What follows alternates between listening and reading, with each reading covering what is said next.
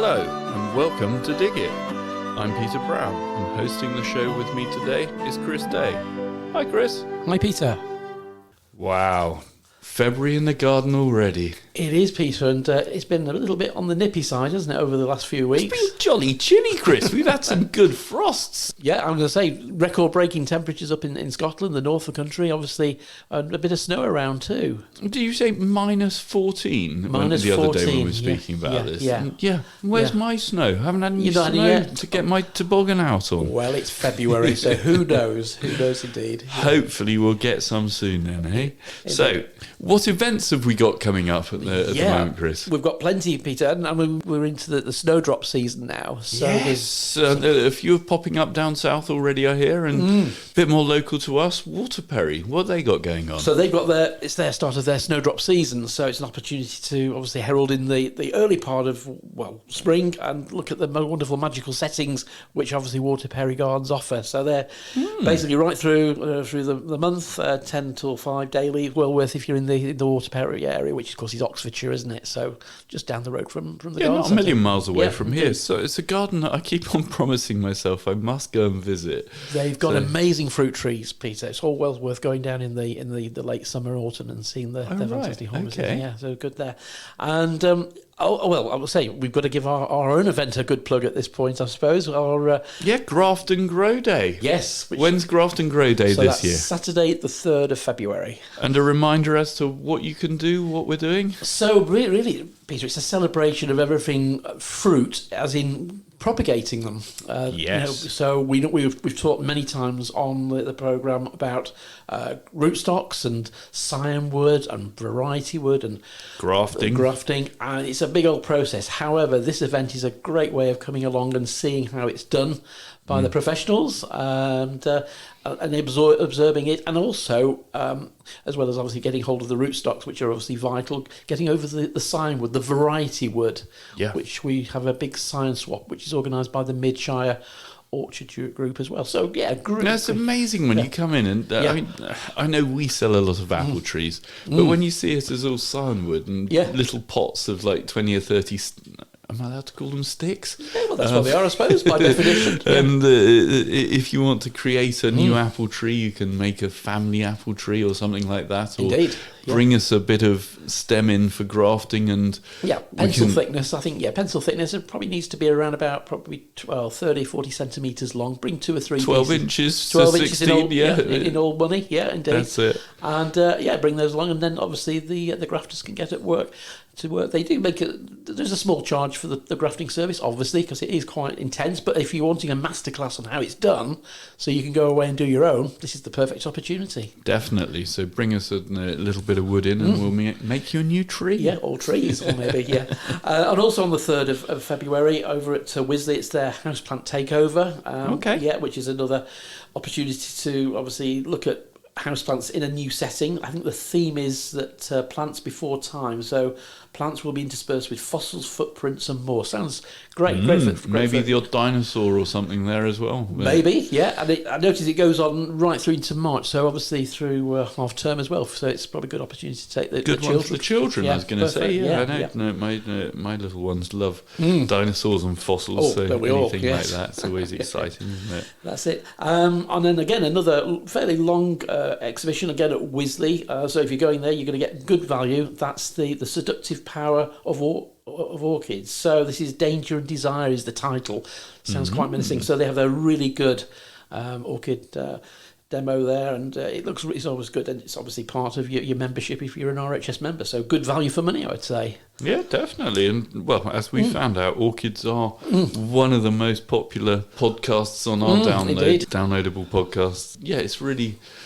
I just love them as a houseplant, Chris. They're so long-lasting and flowering. Good value, aren't they? And the colour diversity you get with especially the Phalaenopsis now, the moth orchids. And also we're getting a bit more taste in other more unusual ones. That's the other Well, the Cymbidiums and they're all the different types. The Tonias and there's some the Vandas as well, which are amazing if rather expensive. But hey, if you get good success, it will spur you on to do other things maybe. And how about the outside orchids, Chris? Do we sell many of those? They are quite tricky. A few years ago, we used to get them in quite easily. I suspect now, with obviously all the biosecurity issues coming in from abroad, from Europe, that's probably not the case. But it was a shame, because we did for a number of years have some really nice, probably 3 or 4 different varieties, which were obviously tissue culture grown, so they were really good, and they were nicely marketed as well. But alas, not in the last probably 2 or 3 years. So that's a shame. Yeah, it is a shame. You always hear of sort of orchids being on the CITES lists and then the sort of endangered plants. That's right. You go, I know there's a meadow near here where you can go and see lots of them, and they're quite common there. But there's just not so many meadows available these days that they grow in. That's right. Just think it's a bit of a shame, but anything else? Yeah, one last thing to mention, Peter. On the Saturday, the 10th of February, over at Writtle University College, over at Writtle in Essex, we've got Caroline Holmes. She's giving a really interesting talk called Golden and Delicious Edwardian Gardens. And I've just been doing a little bit of research. So this is looking at all the famous garden designers of the time. So Gertrude Jekyll. Okay. And all the other ones who were doing their thing, and it's really a snapshot through photography and for painting, so you can build up this wonderful picture of what Edwardian gardens look like, and obviously what plants we were growing at that time. So absolutely fascinating, quite a historian-based talk, but actually sounds really good. Yeah, because the Edwardian era, that was a really short sort of era. 1900, was it, to 1910, or start of the First World War, 1914, that was just over a decade of Edwardian gardening. Who'd have thought? But yeah, Gertrude Jekyll, of course, was the main influence at that time, and she obviously created those wonderful garden borders, which, of course, we still emanate today. Yeah. Now, was the Georgian period before that or after it? I would have thought before. Yeah, because that's one of my favourite periods in time, with the lovely houses that were created. For sure, I think they really got the brick and sort of the traditional brick house, can I call it that? Yeah, indeed, yeah. That was sort of my memory of those times. And the lovely big gardens with roses and everything quintessentially English, of course, in this country, yes. That's it. Yeah. Okay, well, that's a good few places to go and have a nose round then, Chris, isn't it? February, yeah. And I guess that brings us on to the news. What we got in the news this month? Right, it's a bit of a mixed bag, but then I suppose it's this time of the year we would expect nothing less, I suppose, Peter. But yeah, the first one is really a survey from the People's Trust of Endangered Species. Right, okay. And they're saying that basically habit loss and climate change have driven the good old dormouse, which are absolutely lovely and beautiful little creatures. They're sweet little things, aren't they? Not quite so nice as, not a favourite for everyone when they get in your house, or... Indeed. Their cousins, the rats. Cousins that cause even more damage. But yes, they are lovely. Yeah, I know. And they were saying in this report that 70% of the population is down since 2000. So, and what they're really suggesting is that this decline can't be fixed overnight. So it's just making sure that they get more funding so they can encourage and hopefully help the numbers. But that's a massive loss. 70% in the last 24 years. It's frightening, isn't it? So it's all about habitat, isn't it? I suppose, and different farming techniques and loss of it's. So that's good there. And just a point of interest, we've got on our Graft and Grow Day in February, we have a representative from the People's Trust of Endangered Species, Steve. He's one of our grafters. So if you've got any questions about the wonderful work they do please come and ask. Yeah, good idea. Yeah. Brilliant. And bamboo is the new Japanese knotweed. Yeah, or what was the new Lalandi? I don't know. Yeah, the new pest plant. New pest, yes, the thug, yes. Yeah, there's a homeowner faces a £6,000 bill after he returned from holiday. Honestly, when I read this one, Chris, it reminded me of my front garden. Oh, right. I had a green bamboo. It was about 8 foot tall, and when I moved into the house 15, 20 years ago, it was, I'd say, maybe 2 foot round. Okay. By the time I started attacking it and killing it, it was getting... It grew incredibly quickly, I'm going to say, and it sends out these huge runners. Of course. That just go and go and go. And my front garden is surrounded by block paving. So it hit that, and it used to pop up in between the blocks. And at that point, I just thought, no, it's got to go. It's unfortunate because there was some bird's nest in it, and most springs there'd be birds flitting in and out of it because it's such a dense plant. It does well to hide bird's nests. But yeah, I attacked mine with some Roundup. Right. And thought, that'll kill it off. Well, 3 years later, after about, I'm going to say, half a dozen attempts at killing it off, it finally gave up the ghost. But it's an incredibly resilient plant. It does very well for itself. It does. It wants to survive, that's for sure, and take over. And I think that's the thing. And of course, we're selling garden centres and nurseries up and down the country, and probably worldwide. We do like bamboos. They make a wonderful screening plant, don't they? However, a lot of them are, clump forming. However, some of them are invasive, but these clump forming ones, although the word clump forming sounds quite cosy, these clumps can get 2, 3, 4 metres across. And therein lies the problem. But I do feel sorry for this homeowner. They went on a holiday to Centre Parks back in the summer of 2022, only to find when they got back that this bamboo had basically infiltrated their cooker. I mean, the picture's amazing. It is quite good. But I mean, it grew quickly in my garden, but I guess maybe indoors it grows even quicker. Oh, yes. And that's why it managed to get into his oven and take over the oven. It is, but... if a panda had moved in while he was away, you could have that'd be okay, wouldn't it? Yeah, you could have had cooked bamboo for tea. Indeed. Love that. But it's a lesson. We've just got to be a little bit vigilant. And when we're choosing bamboos, certainly I think it's the Fargesia variety seem to be a little bit more respondent to being more controllable. Or do what I do, Peter, and just grow mine in big pots. I was going to say, keep them in pots and they don't escape. A bit like mint, aren't they? But mint aren't quite as tall and invasive. Good stuff.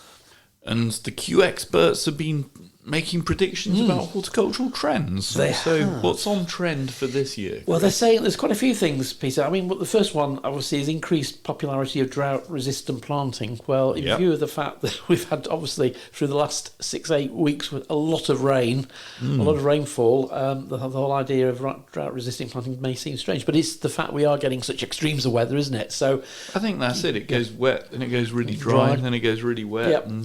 Yeah, so they're suggesting things like red hot pokers, verbena, hastata, nepeta, good old cat mint. They should be all considered as good doers as well. So, I mean, they're obviously looking at Kew, like RHS are looking at all their gardens as well. So some good indications there. They're also going through the list as well. They talk about peat-free. They talk about putting more trees in urban areas, which is good. Which again, we need to think about obviously the landscapes and the fact that what sort of trees are we going to be planting? Are we going to move away from sort of the native species and go for something a little bit more Mediterranean as well?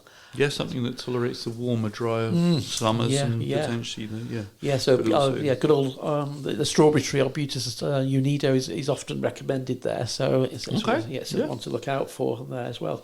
Other things mentioned, one which I quite like is this integration of winter garden plants. So I think we're in February now, and when you look around people's gardens, it is a little bit gloomy, and putting just a few lovely points of colour, whether it's mahonias or maybe, like we were discussing earlier, Peter, witch hazels. And the other one I really love at this time of the year is dogwoods. Dogwoods, yeah. Midwinter Fire is beautiful, real favourite of mine. I mean, that just, like the yellows and reds and just vibrant, it's a nice, I think coral pink is one of my favourite colours. The which ones there. And it's interesting, we obviously chatted to Kathy Brown on the podcast a little while ago.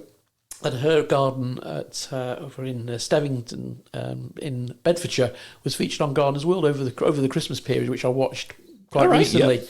And she's got some amazing combinations of using, in her winter garden, using lovely betulas, the white-stemmed Himalayan birches, with other plants as well. So using grasses to a great effect. So winter gardens, really, we need to be thinking, a bit more positively for them, because there's so many really good plants to put in there. Definitely. And there's a little bit on growing mushrooms as well. They've suggested that's maybe a movement we need to be thinking about. I remember in the 80s you used to buy those polystyrene boxes with sort of bag of, I would say, some sort of soil type medium and a bag of spores of mushrooms, and you used to stick them in a sort of cool dark place. They were really popular, weren't they? Yeah. They're not anywhere near as popular now, I think. No. But the people who do sort of get into it, I think now have a far greater sort of variety of mushrooms, and you can get these oyster mushroom kits and sort of things that grow on the sides of logs. Bracket fungi, isn't it? Really interesting things. So grow your own mushrooms. Indeed. And finally, they look at also sort of growing future foods as well, which we've touched on in previous podcasts, haven't we? But they're looking at experimenting with climate-proof crops.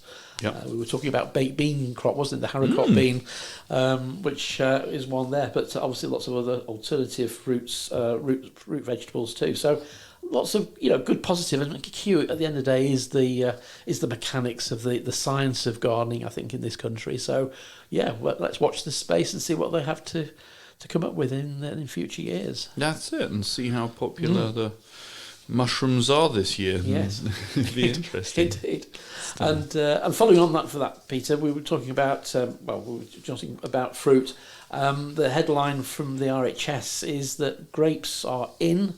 However, apples are definitely out.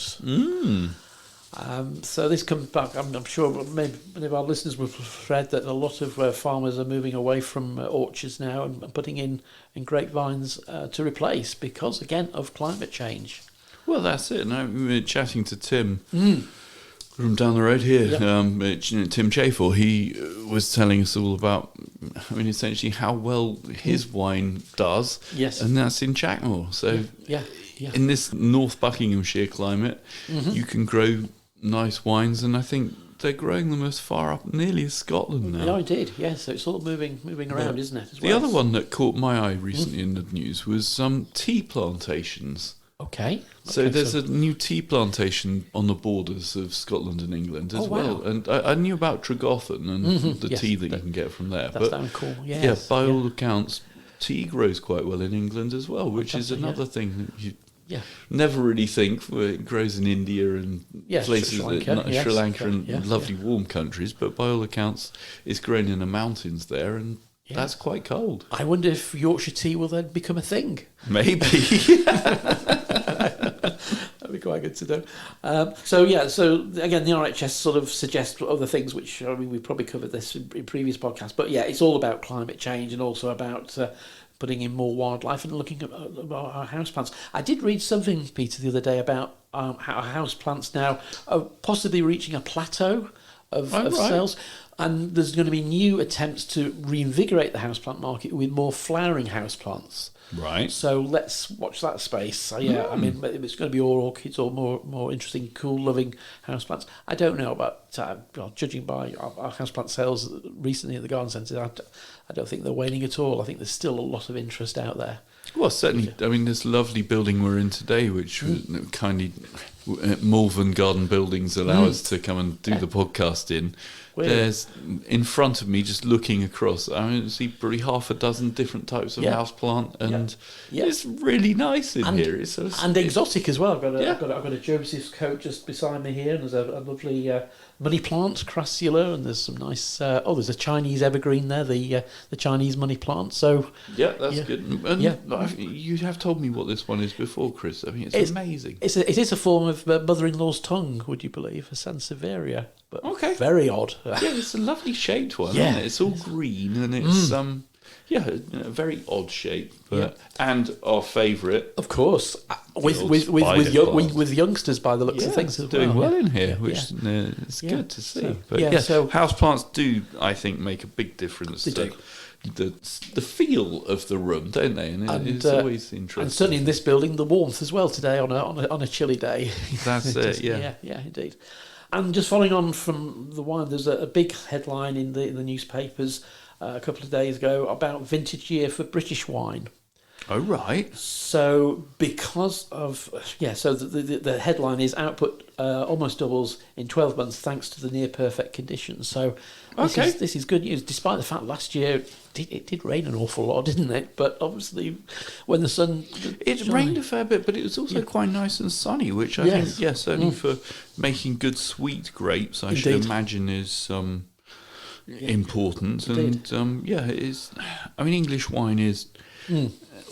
I think some of them are really good, and certainly if it's a vintage year, best get shopping next year and put some in the cellar if you've got one. Yeah, and as Tim Chafer mentioned, isn't it? It's obviously you're thinking ahead, isn't it? Because obviously your crop is picked, you harvest, but of course it's what happens then to the process of those grapes in future years, isn't it? To how they develop, but it's looking good. Yeah, I mean they're saying that 22 million bottles of wine were produced compared with 12.2 million the previous year. So that's quite a big jump, isn't it? Massive.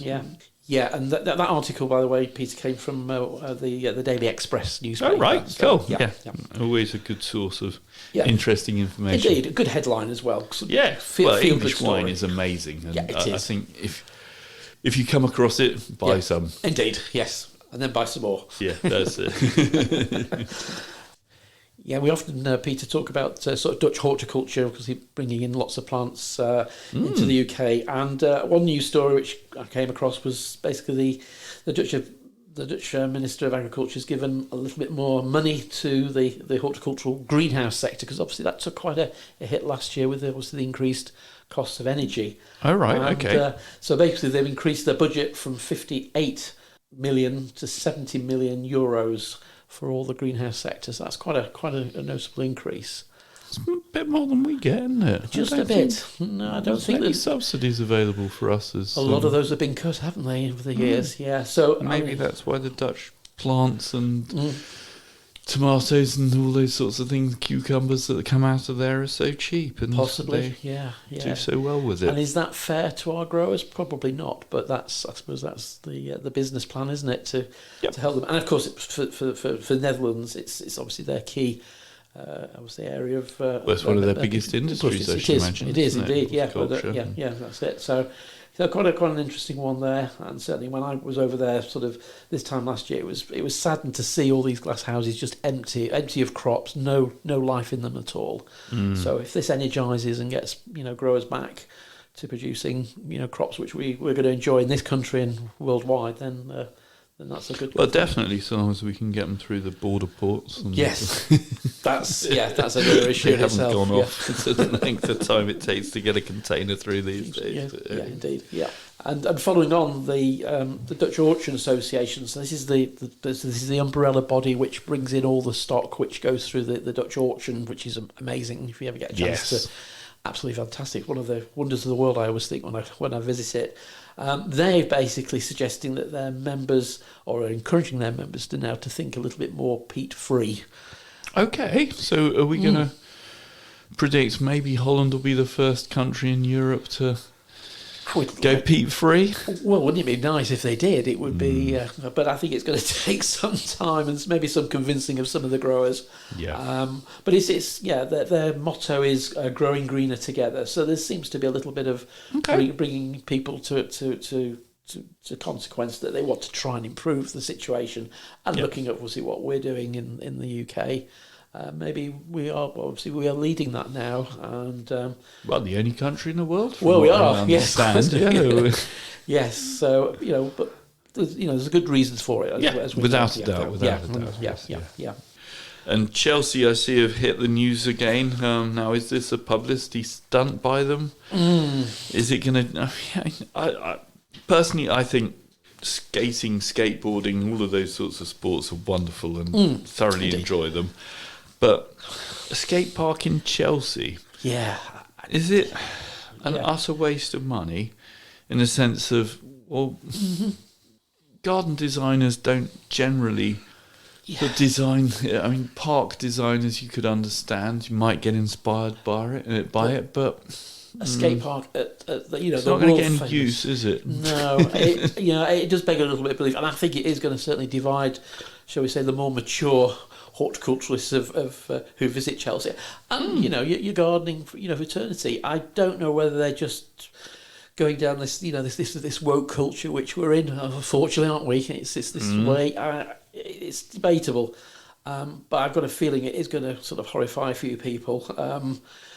because you tend to think of skate parks as concrete jungles, don't you? You don't associate them with plants. So if that's the way they're going to try and do a bit of a mashup as well, and they're going to try and bring horticulture to these areas, then good intentions, I'm sure, that it's been thought through, but it does seem a bit bizarre, I have to say. Well, it's a bit of a misleading headline as well.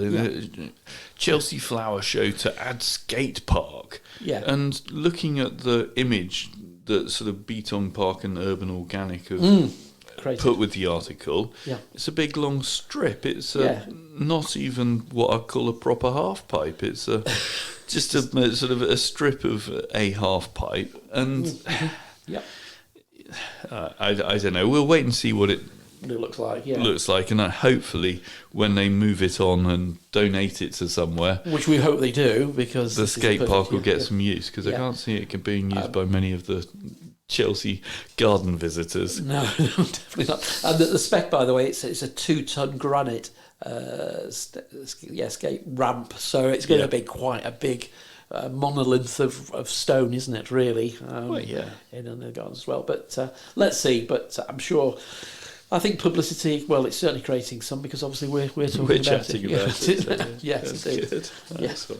And I love this one, the world's ugliest lawn. If I'd known about this, I'd have put my garden up for this prize. It's a good one. Apparently it was won by a lady in Tasmania who won the world's ugliest lawn competition. It's brilliant. Yeah, it's got quite an interesting message, though, isn't it, Peter? It's all about the fact your lawn doesn't necessarily have to be green and lush and healthy, actually. Watered. Watered, yes, that's the key. That's what it's all about, isn't it? It's all about sort of water conservation and how possibly having the perfect green lawn isn't as ethical as possibly should be. Yeah, and obviously free yourself from actually cutting the lawn as well, so no lawn mowing as well. But it's been... quite a few countries have been involved in it. Apparently they had competition from Germany, France, Canada, Croatia, Sweden, the US and the UK. Interesting to see what the UK entry would have been like compared to this one. Who knows? But they had a really good range of judges, including Dermot Gavin, obviously no stranger to the media, and he's quoted to say, it was the weirdest competition I've ever been asked to judge. But it hoped to encourage people to ditch their old attachments to green lawns and create climate-appropriate gardens. Well said. I think that's exactly the aim of it straight away, isn't it? And certainly, I must say, the lady that won it, I think she's definitely got a. She looks very pleased with herself. Yeah, it's quite a sparse lawn, I think. Yes, that's. But then Tasmania, probably quite warm, not much rain. It's like, that's it. So it's a good one. I like that. Good stuff. And from the extremes, actually, of hardly any vegetation to a new competition for the forest of the nation. Yeah. Now, I thought the National Forest, Chris, as you drive up the M1 just past Leicester before you get to Nottingham, there's a big sign saying, brown sign saying National Forest. Yes. So I thought we had one. But well, it looks like we're going to get another one. Yeah, and we announced to judge, basically to launch a competition to create one. So this is in its embryonic seed form at the moment, and they're looking for suggestions so you can apply. We'll put a link on the show notes for this. So, one overall winner will get £10 million to fund their project. So So can you buy some land with that as well? Yes, I'm sure the attention is in the detail, but a new forest of the nation would be good. I suppose we've got some major ones across the whole of the UK, so we just need a bit of land quite a lot of land, I would have thought, to give the effect which you would need. It's fascinating, and obviously time will tell who wins. The winner is going to be announced later on in the year, so we'll report back. Well, to be fair, forests are lovely places. Yeah. So I always think if you've had a bit of a busy day, a forest can be a really calming environment because of the quietness. you lose a lot of the road noise and all those sorts of things very quickly when you go into a forest. Ashridge Forest over the Buckinghamshire Hertfordshire border. That's a beech forest. That's amazingly quiet and I haven't been to that one. Maybe have to go and take a trip down there. Yeah, wonderful bluebells in a few weeks' time to enjoy. Okay, like brilliant, good stuff. And again, from the sublime to maybe the ridiculous. I don't know these links. I don't know how we do, but the RHS basically have got into the world of AI with a chat bot. Okay. So is this chat GBT 1, 2, 3, 4, 5 now? I think it probably is. So many versions, 5? Isn't there? Yeah. But this is their chat botanist. So chat bot, and yes, they've played on words there, which is rather good. So basically, if you're an RHS member and you've got a phone or a computer, you can click on this and you can have a virtual chat with somebody about your plants and get all the information you need. I suppose it's a natural route to go down. I'm sure this sort of technology is there, and with the amazing content the RHS have at their fingertips, I'm sure it will be very good. But I've yet to trial it. I'll let you know, Peter. Well, that's it. And chatbots are meant to be able to sort of source information from all over the place, aren't they? So yes. If you ask it a complicated question, it might be able to answer. Yeah, it's taken. Yeah, I'm just reading the algorithm has trained the output of the RHS horticultural advice given over the last 5 years. So it's working on pretty recent. A good database, then. Good. 5 years of advice is pretty good, isn't it? Yeah. That's it. So watch this space on that, I'm sure. Definitely. And a childhood favourite, Beatrix Potter. Oh yes. She's had a fungi named after her. Now, Chris, you were telling me something that I'd never realised, that she was an incredible illustrator for fungi. Yeah, so when you look back at her life, she had a very interesting life growing up, and one of her fortes was basically doing illustrations. Now, we know all the familiar illustrations from her Beatrix Potter time, as far as being the creator of Peter Rabbit and all the other wonderful creations she devised. However, she used to do some amazing anatomical sort of drawings of animals, of fungi, of plants. That was her first, and she had a real good eye for detail. And in fact, she was so good, she did some work for Kew Gardens. Okay. And I think her aim was to get a job at Kew. I think it was she was definitely geared up. However, she didn't get a job. And the reason is, if you read any of her documents of her life, is the fact that, back in the day, she was a woman and it was no place for a horticulturalist illustrator to be around. So she didn't get the job. So women weren't allowed to be in horticultural illustrations. I guess scientists were all men of that day, Indeed. weren't they? And yes, different times. Yeah. It's incredible. But now we're going to have a bash, Chris, aren't we? What we think it might be called, this new fungus. Yeah. So I'm going to go with Potteromyces astrorol. Go on, you have a go. Potteromyces astrorhicola. Asteroxiocola. Yeah. Roxiocola. I think it's Roxiocola, definitely. Okay, that's right. It's a tongue twister. It's a real easy one to pronounce if you know how to pronounce Latin words. Terrible. But well done, Beatrix. I'm sure from wherever she is, she's going to be really rather pleased about having a lovely fungi named after her. And this is all. It was actually discovered with some microscopic fungus. Yes, millions of years old, and it was discovered in slides at the Natural History Museum. Oh wow! Okay, yeah. So invading tissues of ancient plant Asteroloxicon macerarii. Macerarii, yes. My word, yes. Well done, and let's celebrate it with the pronunciation.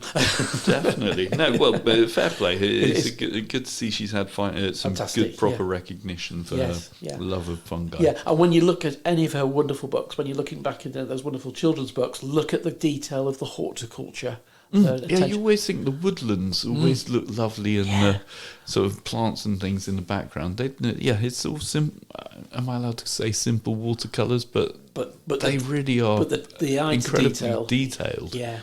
No, she had it just right there. Yeah, so that's good on. And then we were talking about trees earlier. The company Biochar, they've started up their Earthly Biochar, which is a government-funded project which is helping to save our wonderful ash trees, and there's some 115 species which rely upon them. So, as we know, ash dieback is causing lots of issues. They reckon that up to 80% of the 185 million ash trees are at risk of dying. I mean, we're already seeing that evidence even locally to the garden centre here now. When I was out and about last summer, it's not very good at all. So, so this is an opportunity. So we'll put the link on the show notes. But hopefully, this research will help with the biochar giving their helping hand and their support. Yeah, because what I found really interesting about this was the fact that, as sad as it is that a lot of the ash are going to die off, they reckon that. Well, the French reckon that up to about 20% of them should survive because they have a genetic advantage and will be able to outcompete the ash dieback disease. So, and that's more than, I think, the UK, we sort of suggested 10%. So that's very encouraging if it's going to be double that amount. So is this a bit like Dutch elm disease, where it sort of wiped out the majority and a few survived, and therefore all of the offspring now are... And then they would, I think now, especially with working with the genetics of the plants, we can then obviously manipulate those to become a lot tougher, more resilient. I think that was the idea behind the 10%. Those 10% were going to be then developed on to become like a super breed of ash, which would then grow on, which is probably very similar to what happened to the Dutch elms scenario with the ulmus we've got available now, which are pretty resistant to the disease. Brilliant, that's good then. And Mr Fothergill's has a wildlife seed mix launched with the Children's BBC in Need. Yes, so it's another sort of charity to help support Pudsey. So they're adding this new flower seed, which is good against their popular Pudsey sunflower and their Pudsey pumpkin packets. And I think it says here on the press release here, 30p for each product will benefit children in need. So if you're doing any major plantings this spring, maybe look out for those. So you'll be helping children in need at the beginning of the year, because normally we're cajoled into giving our money in sort of October, November. Well, November's its time, isn't it? So it'd be quite nice to do it up front. And you should find those in your garden centres this spring or earlier. Great. And talking about plants and flowers, this story has cropped up, which is suggesting that this is French scientists who discovered that plants are growing and increasing dependency on increasing their dependency on using less insect pollination. So they're actually becoming windborne. So they're going to pollinate. It kind of makes sense. If there's less insects about, as a plant, you would adapt to becoming more, two ways plants pollinate each other is through insects or through just wind dispersion, isn't it? So if the insects aren't there, then wind would be the preferred method. And obviously for that, you don't need such big flowers to small flowers are absolutely fine, aren't they? Yes. That's it. So the field pansies they actually grew in the Paris region suggests that, this is going back to 1992 and 2001, they found that today's flowers are not only 10% smaller, but they also produce 20% less nectar. So straight away, I mean, and I suppose violas and pansies are quite, because they're so relatively short-lived and you can get so many generations, they're going to obviously react quite quickly, aren't they, to the evolution of this phenomenon. Yeah, but I mean, to me, I thought, 1992 is, 32 years ago. It's not that long. It's a blink of an eye, isn't it, really? It's not. But equally, I guess if you want to survive, you've got to move quickly. Isn't that what they say? Adaptation, isn't it? That's the Darwin theory, isn't it? That's it. So fair enough. That's right. Yeah. And one of our favourite schemes, the National Garden schemes, they've had last year they had a brilliant year by all Bumper year by accounts. the looks of it, yes. A staggering £3.4 million. That's incredible. Yeah. Sort of donations. To visit a lovely garden. What a lovely way of achieving that goal. The lion's share, 2.45, went to their biggest loved nursing and health charities. Yep. And then obviously they do bursaries for other things as well. So, yeah, it's fantastic. Obviously, a favourite of the podcast, George Plumtree, he's quoted, "This is an enormous contribution by our garden owners and volunteers, which have added more fundraising activities in 2023. So it's fantastic. Yeah. Long may it continue and make 2024 a time when you go and explore even more gardens, because there's nothing quite like it, with the reward of tea and cake at the end. Well, that's always the bonus, isn't it? It is. It has the to be. tea and the cake. Yes, it is. It's brilliant. But well done to them. Fantastic news. Well done to everyone who's taken part in it and gone to see one of your local gardens, maybe. It's brilliant. Peter, we've got our top 5 for February, and this month I thought we'd have a look at potatoes, as they're very much in season. Yeah, perfect. There's time to get out and get your allotment dug over now, isn't it? It is, yeah. But if you getting to the point where you want to get your potatoes on the go, and we've got a lot of customers starting to chip them, isn't That's it? right, Yeah. Yeah, I had a customer the other day. I mean, I've never seen such a big shopping list of different varieties she wanted to grow. It was nearly 25 varieties. Wow. From our 50-odd varieties, which I think that's like half of them. And, quite largish numbers, number of kilos as well. So it always amazes me that you go to supermarkets and there's maybe 5 different types of potato on sale, if you're lucky. If you're lucky, yeah. Whereas, obviously, we sell, like you say, sort of 50-odd different varieties, and they do taste so different. Yeah, they are such a different beast, aren't they? Yeah. You really, if you haven't grown potatoes, I thoroughly recommend it, because they're relatively low maintenance. Yep. Just easy to grow, and you don't need really a bed. You just a nice big pot, or a few pots actually. Yes, some big pots. You can grow them in pots, or if you've got a flower bed, you can grow them in the back of a flower bed, or wherever you like. Really, if you get a bit of sunshine, a little bit of warmth, they're absolutely happy. Yes, that's it. So starting at number 5. So Arran Piot, which is of course the first early, so that's one you'll be putting in March. Okay, and then number 4 we've got Cara. Main crop, a lovely white potato, isn't it, Cara? Number 3, we've got Kestrel, which is a second early. So again, you'll be planting that late March. And number 2, Desiree. Okay, my favourite. I always loved Desiree just because the crop it gives you. Good crop, yeah. It's a sort of, out of all the ones I've grown, it always seems to perform well, whatever the year. Northampton. I've never grown Desiree. It's on my radar. Maybe this year I'll give it a go. I'd chuck some in, Chris. Definitely recommend that. And what's number 1? Charlotte, yet again. Lovely flavour. Yeah, a second early. So, if you get those chitted now, get those in the soil by the end of March. Of course, with Easter falling very early this year, I think a lot of potatoes will be going in that little bit earlier anyway. So, you've got to protect them from the frost, haven't you? If they come up too early, make sure that you're always burying them back down again. Bit of earthing up. Earthing up, isn't it? That's the proper term. Yeah. But excellent. Brilliant. That's interesting statistics. It is indeed. And that was obviously based on last year's sales, but I think, look, I had a quick peek at the moment, Peter, and it seems to be following a similar pattern so far. So it might well change, obviously, through the season. Excellent. Thanks for that, Chris. And now is that time of the show where we move on to the lovely bit of work we need to do this month. Well, I suppose starting with chitting potatoes. I mean, let's start at the most important job. Whether you use sort of seed trays or egg cartons, somewhere you can give them a little bit of space, and obviously eyes upwards.